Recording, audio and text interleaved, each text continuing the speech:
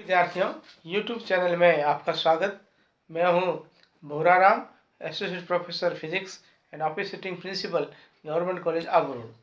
Physics की content की श्रृंखला में हम अध्ययन कर रहे हैं इलेक्ट्रोडायनेमिक्स बीएससी फाइनल ईयर, और इसके अंतर्गत आज हम पढ़ेंगे कि the motions of electron in uniform magnetic field. इसका थोड़ा बहुत अध्ययन अपने पिछले वीडियो में किया था। इसके बाद में अपन पढ़ेंगे मैग्नेटिक फॉक्सिंग। तो देखिए आप, पहला यह है कि motions of electron in uniform electric field, समरूप चुंबकीय क्षेत्र में इलेक्ट्रॉन की गति।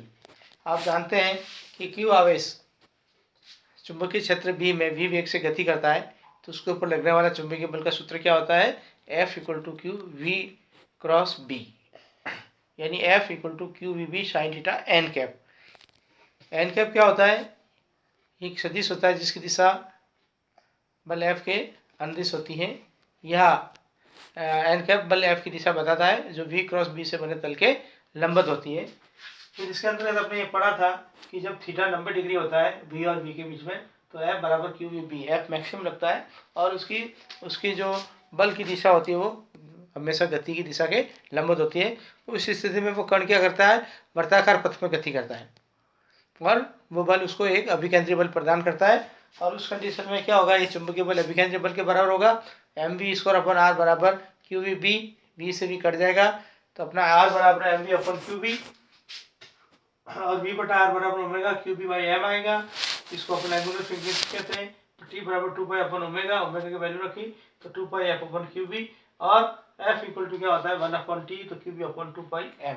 इसको अपन क्या कहते हैं? साइक्लोट्रॉन आवृत्ति कहते हैं, यानी एक सेकंड में वो इतने चक्कर लगाता है वर्ताकार पथ में आवेशित कण। दूसरा आपने देखा था कि जब थीटा 0 था तो इसमें क्या होगा कि कण पर कोई बल नहीं लगेगा, f आपका क्या होगा? 0 होगा। तो इस स्थिति में क्या होगा? ये अपना f 0 होगा, तो इस स्थिति में कण क्या करेगा? अपने पूर्व वेग से आगे गति करता रहेगा। अब आपने ये भी पढ़ा था कल कि v और b के बीच में कोण थीटा होता है, तो इसके वेलोसिटी के दो घटक होते हैं। vx बराबर क्या होता है? v cos थीटा, और vy बराबर v sin theta. v cos theta इस कण को गति प्रदान करता है और ये अपने क्षैतिज तल पर दूरी तय करता है, क्योंकि v sin थीटा इसकी गति के लंबवत लगता है जो उसको वर्ताकार पथ में घुमाने की कोशिश करता है। इस कारण ये क्या होगा? ये कुंडलीनुमा हेलिक्स पाथ में ये आवेशित कण गति करता है।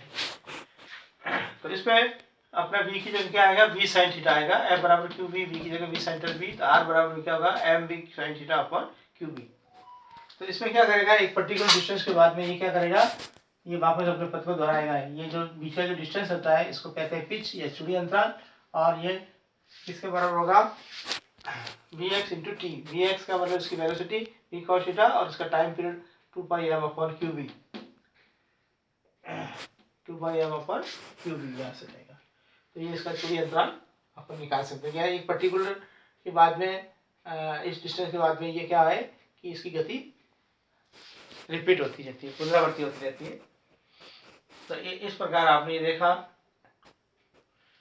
कि जब कोण थीटा होता है तो ये हेलिक्स पाथ में गति करता है। एक हेलिकल मेथड अपन पढ़ेंगे बीएससी फाइनल में ही हो आप, प्रैक्टिकल में उससे अपन इलेक्ट्रॉन का E/m निकालेंगे। इसमें भी इलेक्ट्रॉन की गति आप हेलिक्स नुमा होती है। अब देखिए, जब चार्ज पार्टिकल्स की मोशंस होती है और क्रॉस यूनिफॉर्म इलेक्ट्रिक और मैग्नेटिक फील्ड, इसमें यूनिफॉर्म इलेक्ट्रिक और मैग्नेटिक एक दूसरे के लंबवत लगते हैं, दोनों लंबवत लगते हैं। तो उस स्थिति में क्या होगा कि विद्युत क्षेत्र द्वारा आवेशित विद्युत बल क्या होगा? F = Q, ये लगता है इसमें।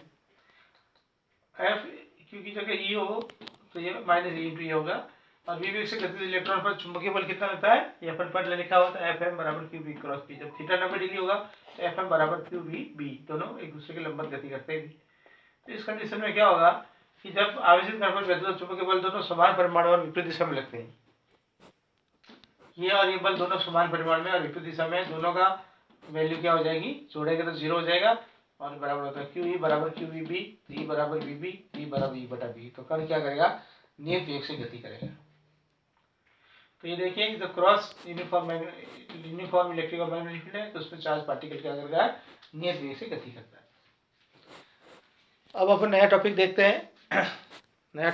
हैं। उसमें आता है मैग्नेटिक फॉक्सिंग।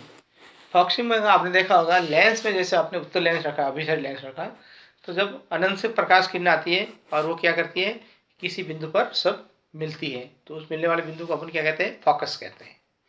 तो फोकस वो पॉइंट होता है जहाँ लेंस से अपवर्तन के बजाय सभी किरणें एक बिंदु पर मिलती है या मिलती हुई प्रतीत होती है, उसको फोकस कहते हैं।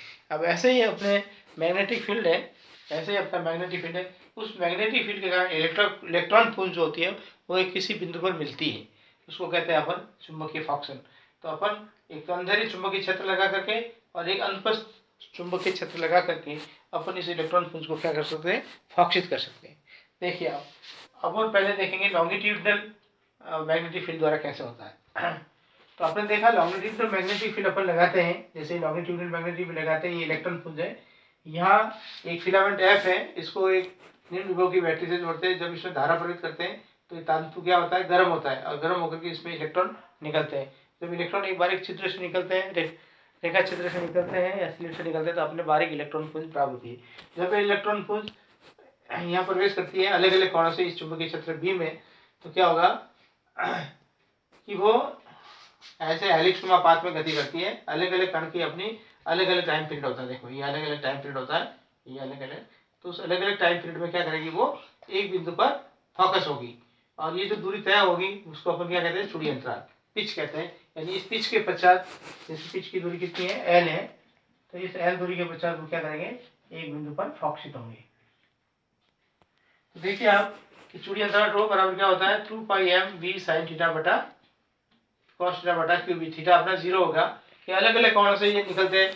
मान लीजिए ये जिसका डाइवर्जेंस है वो 10 डिग्री के आसपास है, जिसको भी अपन करीब करीब समान मानेंगे, 0 मानेंगे, तो cos 0 बराबर 1, तो 2πm क्यू बी ये अपना क्या होता है, डिस्टेंस होता है। इस डिस्टेंस के बदला वो कैसे मिलेगी, यानी इलेक्ट्रॉन कण से इलेक्ट्रॉन चुंबकीय क्षेत्र बी में प्रवेश करते हैं, अलग अलग कोण से प्रवेश करती है, और यदि थीटा के डाइवर्जेंस को अपन देखें, इसको अपन 1 लें, तो इलेक्ट्रॉन पुंज t समय के पश्चात एक बिंदु पर फोकसित होती है, जहाँ ये डिस्टेंस अपना l 2πm अपॉन ub होगा, और इलेक्ट्रॉन पुंज का इस अंधेरी चुंबकीय क्षेत्र द्वारा क्या होता है, फॉक्शन होता है, फॉक्सित होती है, एक बिंदु पर फॉक्सित होती है। तो अब अपन कहेंगे भाई ट्रांसवर्स मैग्नेटिक फील्ड द्वारा कैसे होती है। तो आपने कहा कि जब लंबवत अपन चुंबकीय क्षेत्र लगाते हैं तो इलेक्ट्रॉन क्या करेगा, इलेक्ट्रॉन पुंज वर्ताकार पथ में गति करेगी, और वर्ताकार पथ में गति करेगी तो हर अर्धवृत्त के पश्चात वो क्या करेगी, एक सतह पर टकराएगी, और एक बिंदु पर क्या हो जाएगी, वो अपन वहां उसको फोकस कर देंगे, एक बिंदु पर वो फोकसित हो जाएगी। तो अलग अलग क्या करेगी, अलग अलग अपने अंडाकार वर्तपथों में गिरेगी, और वो एक बिंदु पर फोकसित हो जाएगी। तो यदि कणों का द्रव्यमान अलग अलग होगा उसमें, तो उसका क्या होगा, उसकी स्पीड भी अलग अलग होगी, और अलग अलग बिंदु पर वो फोकसित होगी। तो उससे अपन आइसोटॉप्स का अध्ययन करने में उसका उपयोग होगा, उसको अपन आगे वीडियो में विस्तृत रूप से अध्ययन करेंगे। तो आपको आप ये देखना है कि अंधेरे चुंबकीय फॉक्सन क्या होता है। अंधेरे चुंबकीय फॉक्सन में क्या होगा कि इलेक्ट्रॉन की गति की दिशा में ही क्या होता है, वो चुंबकीय क्षेत्र लगता है।